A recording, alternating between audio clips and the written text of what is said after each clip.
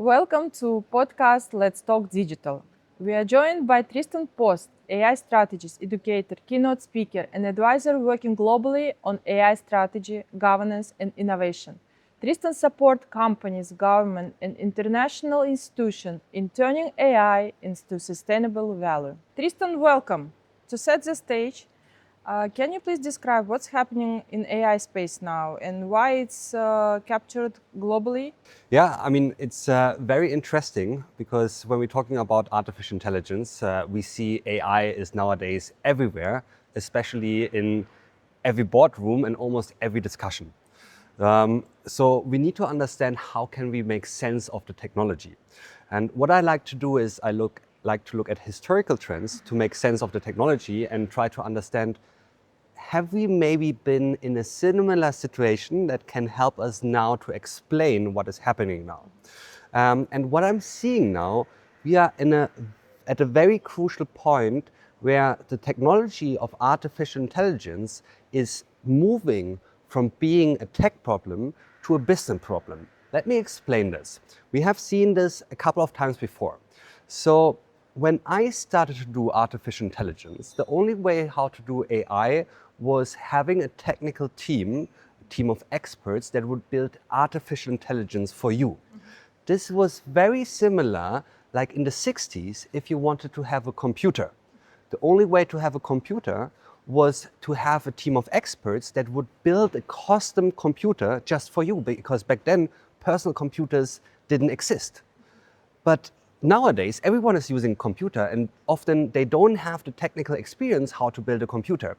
So somewhere the switch happened from a computer becoming going from a technical problem to a business problem. And this was around roughly the 80s and the 90s, where organizations had to decide not anymore what computer do I have to build, which was only possible for very few organizations who could afford this, to what is now the right computer that I want to purchase, and understanding it's not enough to put a computer on the table, but actually I have to educate the people who are supposed to use the computer in order to understand this.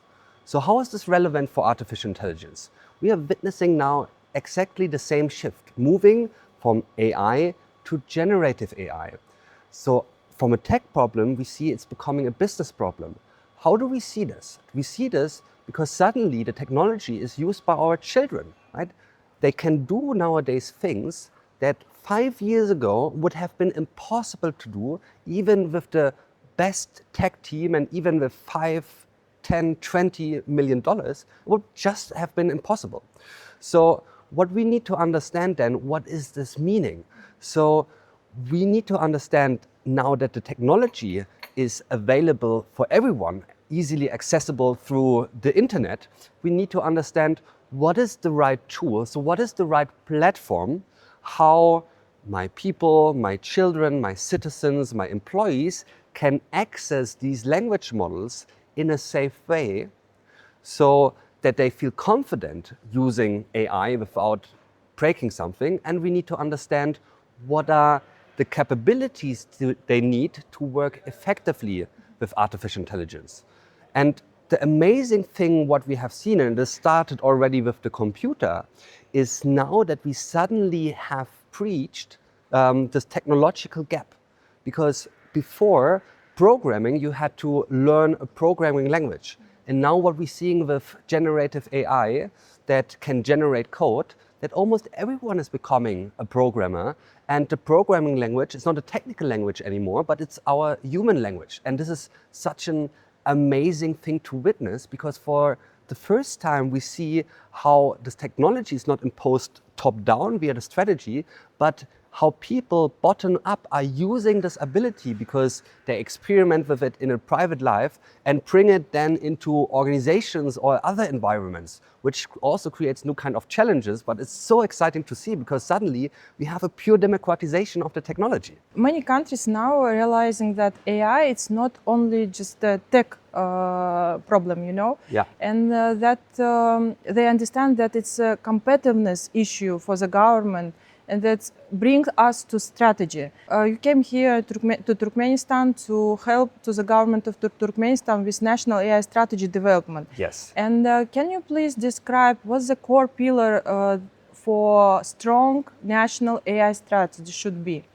So I think, first of all, we need to understand that this technology, also talking about generative AI, is very new, very recent. So we all have to learn and understand what is going to be the impact of this technology.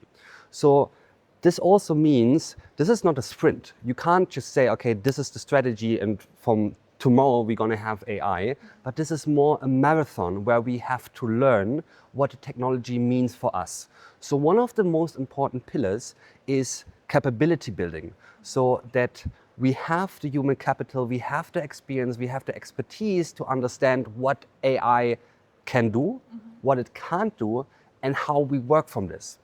And then what we need to do once we have this understanding, what are this meaningful, what will be the impact of AI for us, we can start to think and plan ahead in a vision. We can understand and try to understand, well, what is our ambition as Turkmenistan? Where do we want to stand in the next 2, 3, 4, 5 years when it comes to artificial intelligence? And this is very important because this will be our North Star. This allows us to plan, to understanding where we're standing now, where we're going to be in the future, and then this allows us to form a strategy in steps. How is the way that describes the way, how do we get from point A to point B? What do we need in order to do this? So we said we need the understanding and also the ambition, the North Star where we want to be. At the other point, we need to understand where we're standing now. We need to have a good idea of the status quo.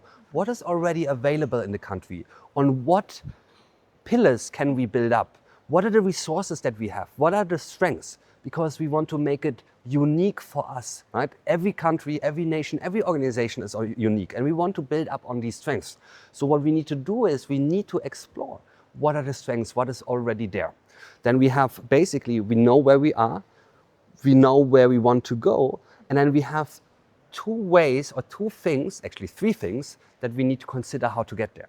The first thing is the use cases. So these are concrete ways where we want to use artificial intelligence. These might be ideas for,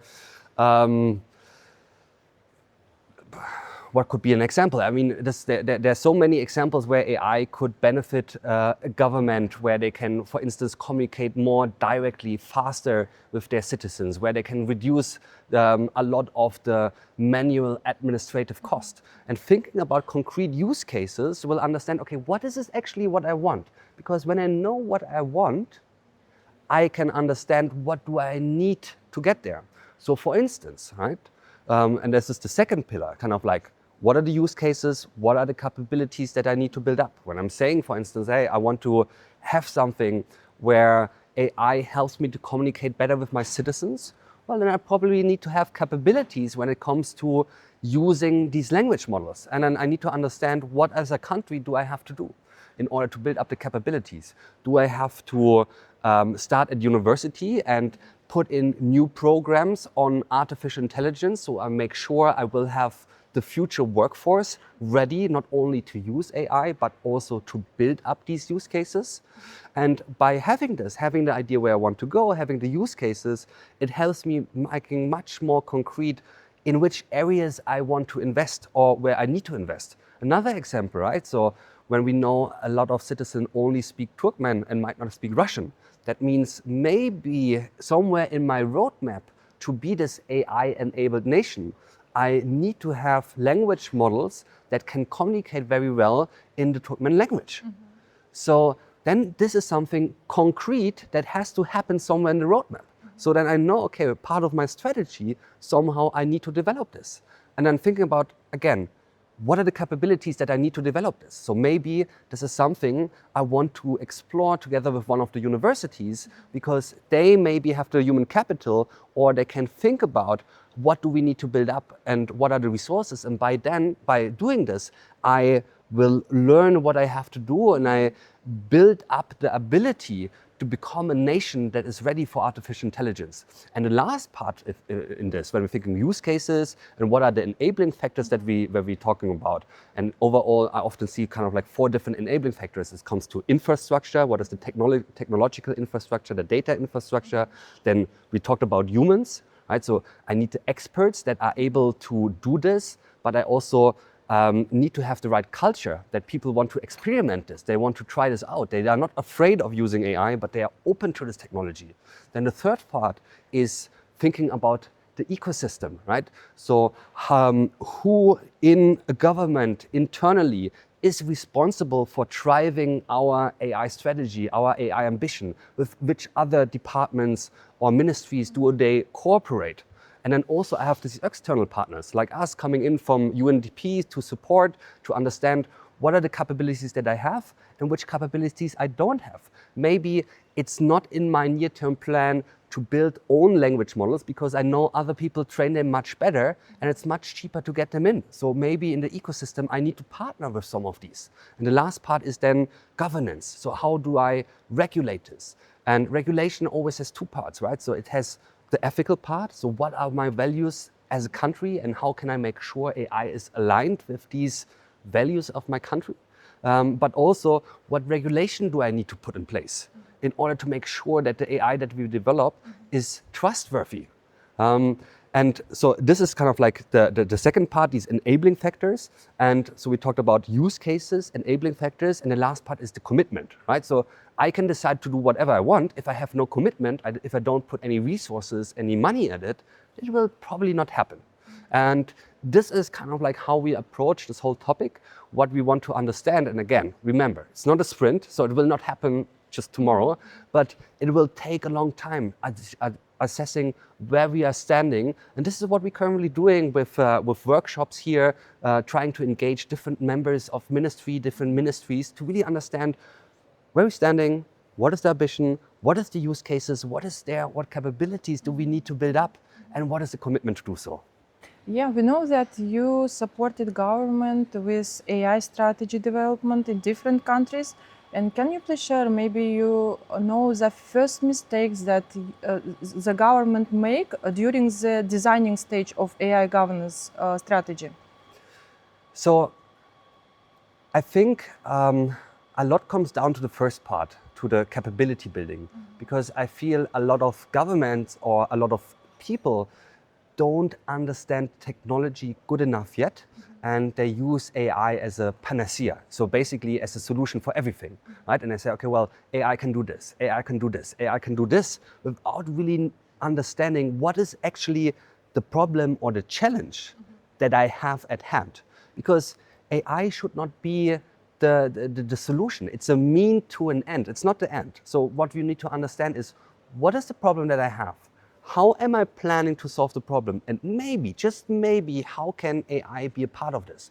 But because everyone is talking about AI, everyone wants to do AI, and they're putting like, we want to put AI here and put AI there, and without really understanding what they need.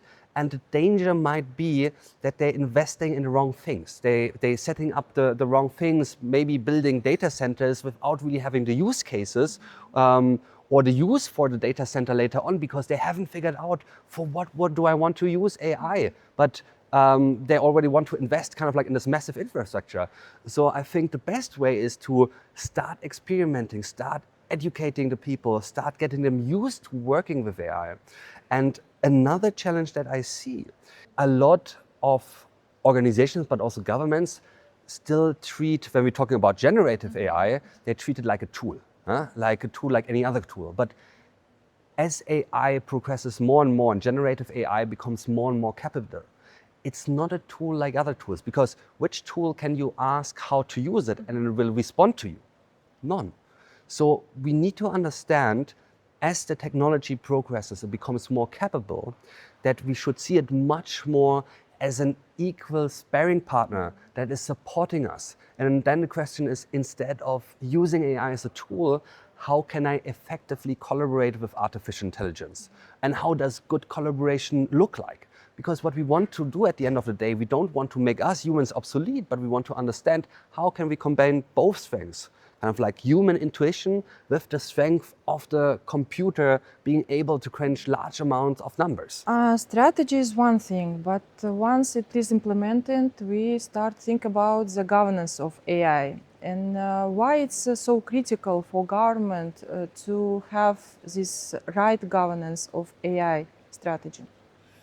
So there are two things that we need to understand. So first of all, when we're talking about artificial intelligence, we need to understand how when AI makes mistakes, or doesn't go as planned, what are going to be the impact? And we see certain challenges driven by AI, mainly because when a human, for instance, make a mistake, this mistake might be limited to a small number of people. But if I deploy AI at scale over all my citizens and AI might be making mistakes, this could affect millions of people and hurt millions of lives. So I want to make sure that I deploy AI responsible. What does responsible deployment of AI mean? There's three things. So AI is ethical, it's aligned with our values. Second, it's legal, it's aligned with the legislation and regulation that I already have. And then it's robust. So I make sure that it creates as little harm as possible, and it's also safe from cyber attacks. So this is the idea of trustworthy AI. Because when I deploy AI and bring it out in the market, I want to have some standards that I can be sure that the AI is out there, is trustworthy, and is not generating harm. So it has a positive effect and not a negative effect on my citizens or on my society or on the nature or whatever I'm planning to deploy it in. And this will also, the idea is if I have these minimum standards, that will also help people to trust the solutions much more and then use the solutions much more. The challenge is then, how do I balance regulation and innovation? Because on the one hand side, I want to have this regulation to have some minimum standards because I don't want any random AI kind of like monitoring my children at night and I don't really know what is happening with the personal data and so on. But at the same time, I don't want to have the hurdles so hard so I can have this field of experimentation and making sure that I have a vibrant startup ecosystem that feels empowered to build new solutions and they're not this hurdle of red tape and regulation. So what some do, for instance, the European Union, what they are doing, they have this risk-based approach. They say, okay, well, we look at the AI solutions that we bring out, and depending on how risky it is to use this AI solution, so how many lives might be affected with it, I want to have harder regulation or I want to have softer regulation. We know this approach from other technologies. Think about, for instance, in the medical sector. So if you have, for instance, a pacemaker that is responsible for making sure that your heart runs smoothly, you won't probably have harder regulations, stricter kind of like guidance on how you can use this technology and making sure that everything here is correct, instead of when I have a plaster that I just put on the skin, if something wrong happens, it will not mean a lot of lives will be harmed, and there maybe need less regulation. And this is kind of like the challenge. How can you balance innovation with making sure AI is trustworthy and regulated well? When government build AI national strategy, when they need to start integrate regulation and ethics, Yeah. and can you please share some experience from other countries, from EU? I know that you work with EU Yeah. a lot and you participated in EU Act development. Yeah, I'm quite active when it comes to lobbying with AI. And I feel one big part of regulation, and I think one of the challenges that the EU is not doing well and could be better, is the part of education and communication. Because if you go in Brussels, where the people are sitting that are doing the regulation, and you speak with them, what they have in mind with the regulation, how they interpret something, you will see they think completely different about the technology versus when you go in the country and you speak with an organization and they read the AI Act and what they think the people have in mind. And so I think regulation helps in that sense that it kind of like forces organizations to put AI on the agenda and think about AI. So kind of like it helps when it comes to AI literacy. But I think when it comes to communication, like why do we want to have this regulation and what is the sense from the regulation, there is a lot how the government could improve and also help for these developers of AI and also the people who deploy just feel much more safe and on their side. So I think this approach, if only communicating, if you do this wrong, I will punish you, is probably not the best regulation, because I don't know. I personally don't like all the time that someone tells me, hey, if you do this wrong, I'm gonna punish you, and then if you do this wrong, you punish you. But also if they encourage me and also communicate this, like, hey, we want you to use these technologies. If we think it's good, we know there might be mistakes in using this technology. And for this, we have regulation and there are processes in place. And if you make mistakes, we come in and help you and support you to build AI up more trustworthy and make sure how you can reduce harm, or if harm has happened, how you can make sure to reverse the harm.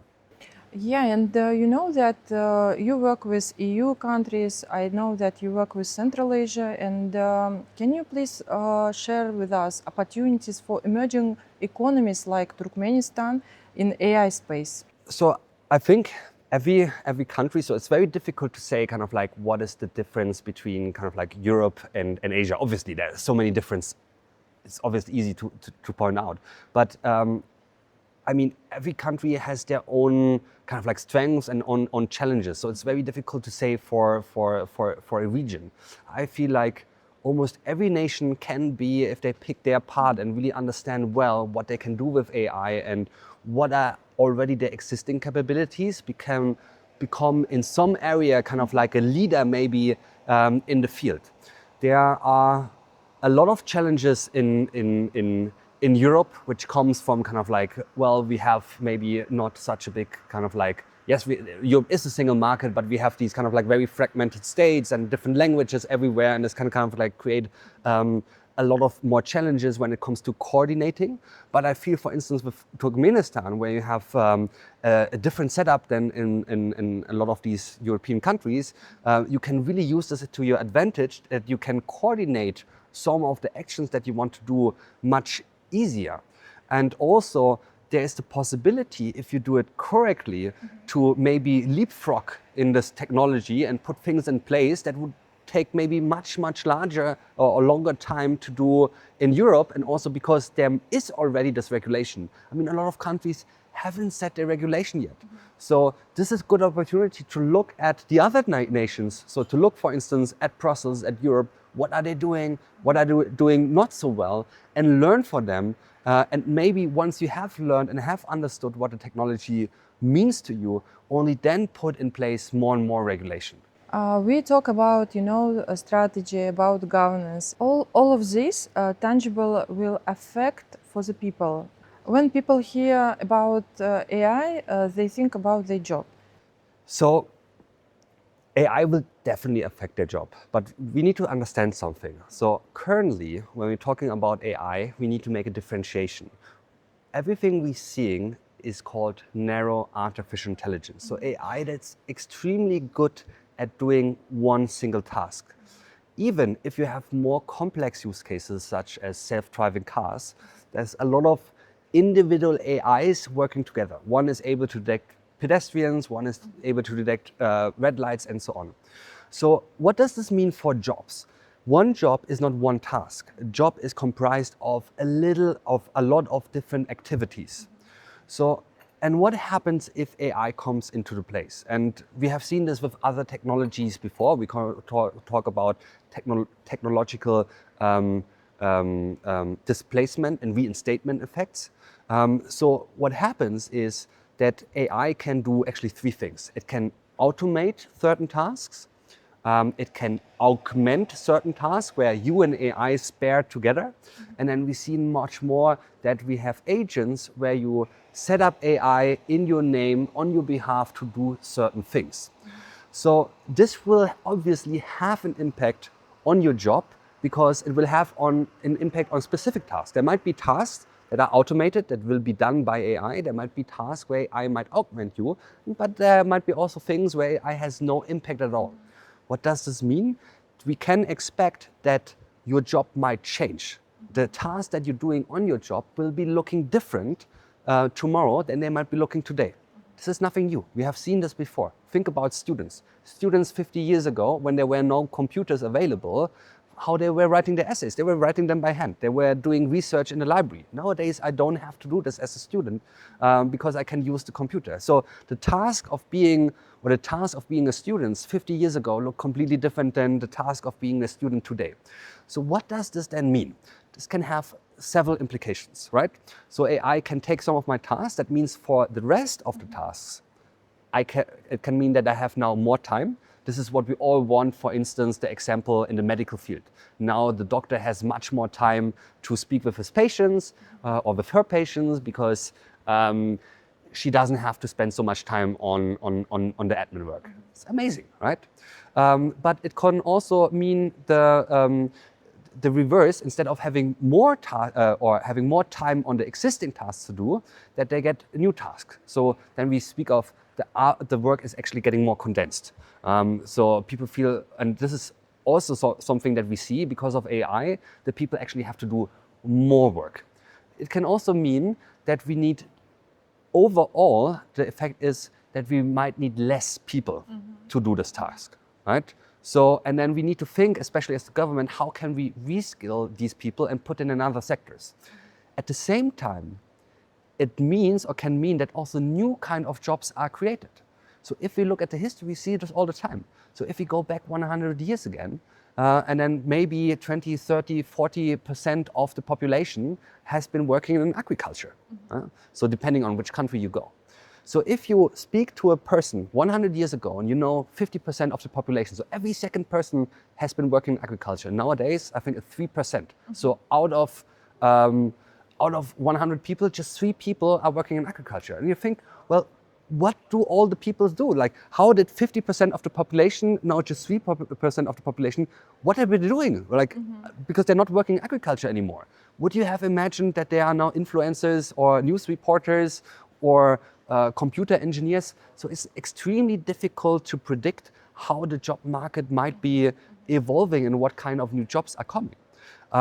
What is sure and what we're seeing is with AI, we see the speed of acceleration, the speed of change is increasing. So we have to ask ourselves, what are the most important tasks for us? And one of the tasks is this curiosity, this willingness to learn, to absorb the new technology. Because as everything is progressing more and more, I need to reskill more and more. So we can expect that one thing is for sure, that your job will be changing. So, and the best way to prepare for it is to be open and willing to learn again and again and again, and maybe reskill.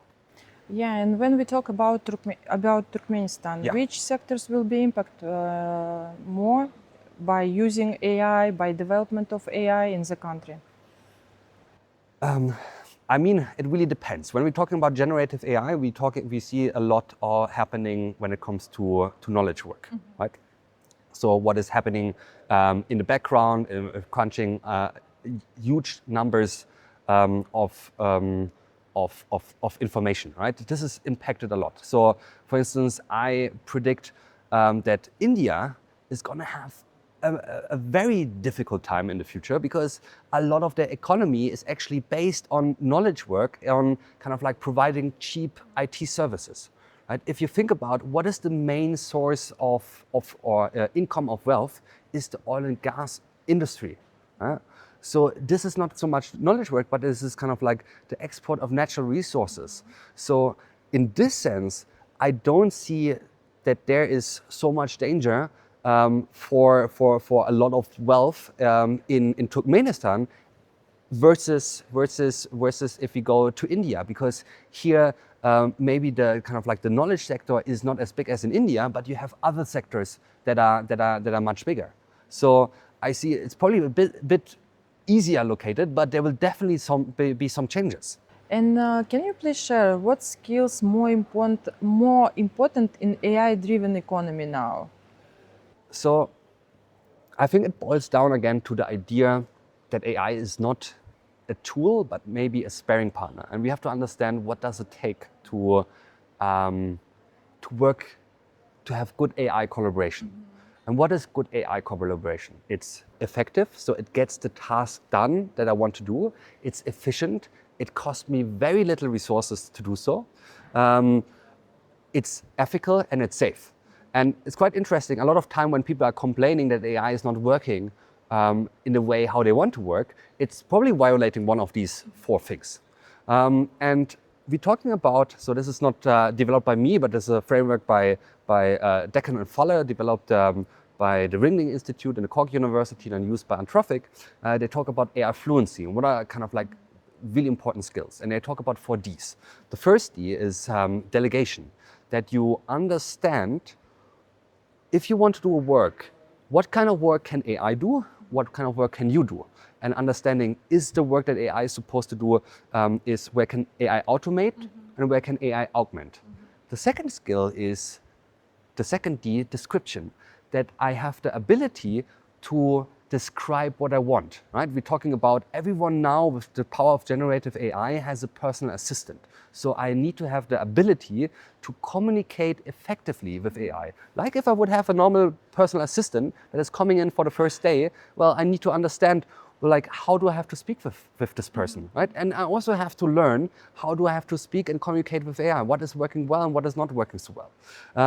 The next part that we have is discernment, right? So that when AI gives us an output, that we have the ability to understand, is the output correct? If the output is appropriate, and that we also are willing to put in the effort, to take the effort to understand, okay, well, is the output correct? And normally, and this is the interesting part, what helps us to understand if the output of AI is good?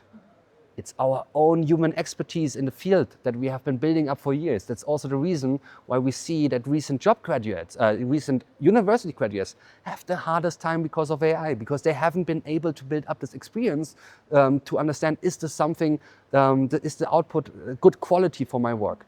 And the last part is diligence, that I as a human have this human oversight, that I keep myself in the loop, that I communicate openly how to use that I'm using artificial intelligence or not. And I do so in a responsible way. When it comes in that I don't feed any sensitive data, just mindless in the model, or kind of like just by using the model create some ethical or regulatory risk or other risks. And I think understanding these 4 Ds and working on them is one of the most important skills. And this is what I have been kind of like praying and trying to do, is kind of like educating a lot of people what are the skills and how to collaborate effectively with artificial intelligence. If a young professional is listening right now, us, what you propose, what skill they need to improve or learn to be relevant in AI space? So I think the most important thing is, again, being open to this technology and using it. But I'm not really concerned there, because I mean, the young generation is the AI native generation. They're growing up with artificial intelligence, and they are probably using AI in a completely different and maybe much more creative ways than we do. But still, they need to understand on the most fundamental level how AI is working. It's working on probability. That means if AI is giving me an output, that must not necessarily be the right output, and being kind of like very critical and aware. What I'm seeing much more now, also what is important for these young people is moving away from kind of like, often we teach them how to do specific tasks. As AI is getting more capable and kind of like taking these tasks, it's less about tasks, it's more about project management, understanding what it means to kind of like do a project end to end. There are other skills that are extremely important that might not sound intuitive in the first term, but I think it's extremely important to, if we live in a society that is moving faster and faster.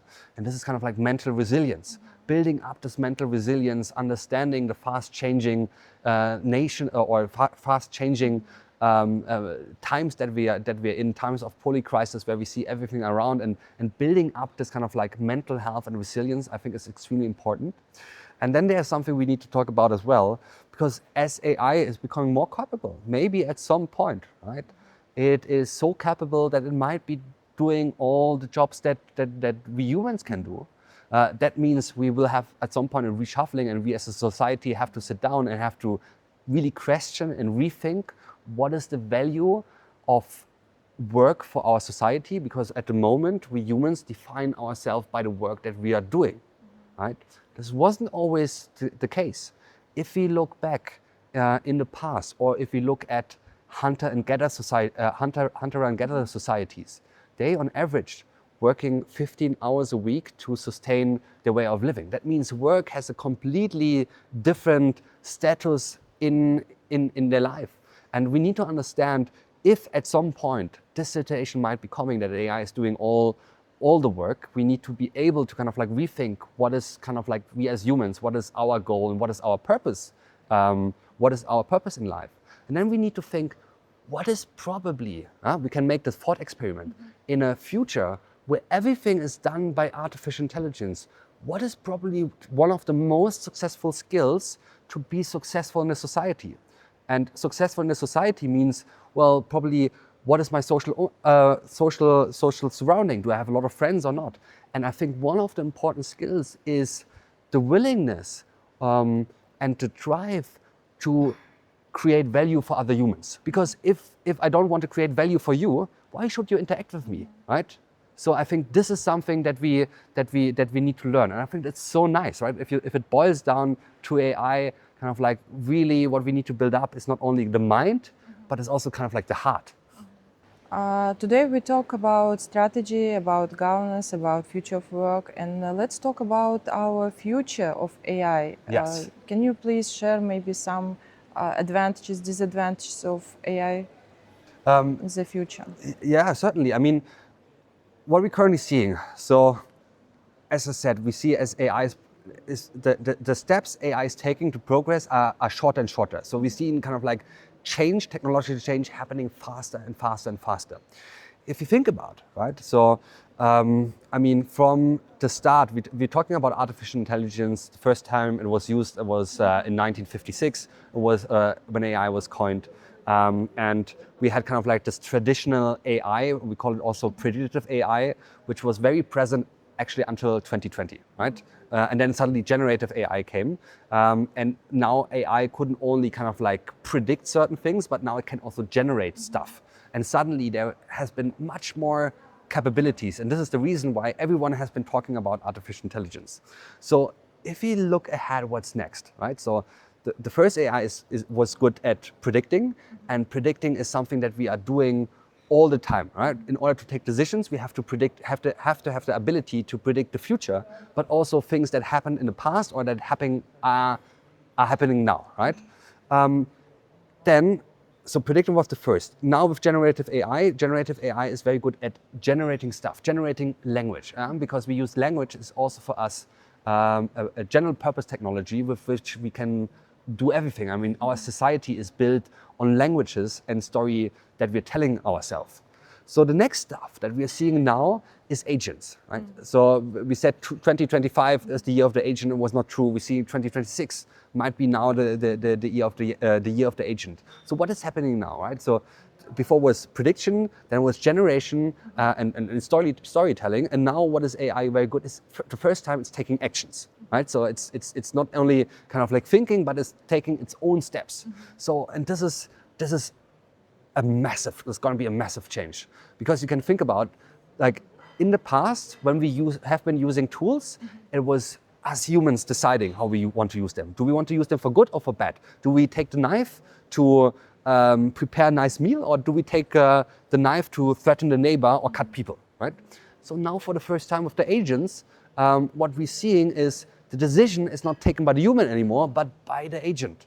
And this promises, on the one hand side, it's kind of like massive opportunities. So you can think about everyone has a personal assistant that is doing things for you, that helping you to have a better life. And I mean, we are humans, we are kind of like a little bit lazy. We like to have the support of certain things, but this also creates challenges if we are not the ones anymore that taking those decisions and not taking any more the actions, but we have others that are taking them. And then already around the corner, we see the next revolution in AI, which is not agents, but is embodied AI. I mean, it's still agentic. You have these robots where you have AI and agents kind of like being able to move in the world. And we have to kind of like be ready for a society where we share the roads, where we share our homes, where we share the work, not only with these agents, but also with kind of like embodied AI, with robots, with autonomous cars and so on. Tristan, thank you very much for sharing your insight today, and thank you for joining us on Let's Talk Digital.